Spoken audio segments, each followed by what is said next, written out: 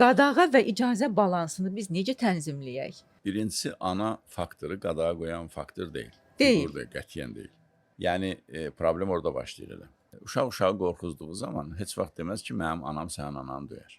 Uşaqların ruh dünyasında avtoritar fiqur ata fiqurudur, ana fiquru deyil. Yəni, ona görə burada əgər nəyəsə qadağa qoyulacaqsa, ata zəhmi ilə, ata duruşu ilə, ata xarizması ilə olmalıdır. Burada da balansı necə itiririk? Emosionallığımız artır, əsəbləşirik qadağa qoyarkən və ya qışqırırıq və ya deyək ki, bunun qışqırmaq olar, əsəbləşmək də olar. Amma həmişə deyirəm, buradan yuxarı, buradan aşağı yox. Yəni, övladınızı kontrolda saxlamaq üçün emosiyalarınızı kontrolda saxlamalısınız. Əgər övladınıza emosional davranıb, nəyəsə əsəbləşib, qışqırıb, hövsələdən çıxıb qadağa qoyursunuzsa, Aha.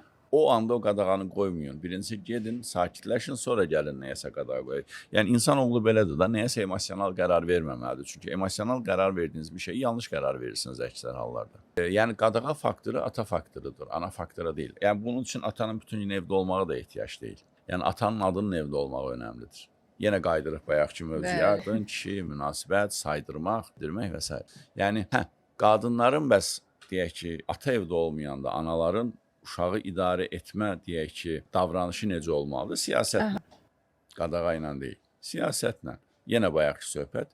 Hani kişiləri necə idarə edirsinizsə, xanımlar olaraq, övladlarınızı da elə idarə eləməlisiniz. Biraz ağılla, biraz arxasından fırlanaraq. Çünki əksər hallarda bir ana, bir övladı ilə əgər üzgöz olursa, o münasibət dönüb olacaq yaşıd dalaşı. Və burada uşaqlar iki cür formalaşırlar. Xüsusilə yeniyetməlik və sonrasında. Ya gəlir, xalq ifadəsi ilə desək, mama uşağı olur, davamlı anasını xoşbəxt etməyə çalışır. Nə deyir? Baş üstə. Yəni ideal, tırnaq içində ideal, tərbiyəli bir uşaq olur ki, ciddi özgüvən problemləri, ciddi asılı şəxsiyyət pozuntuları, nə bilim, qaçınqan davranışlar və s. artıq ondan sonra şəxsiyyət o şəkildə formalaşır. Ya da tam tərsi olur, üsyankar.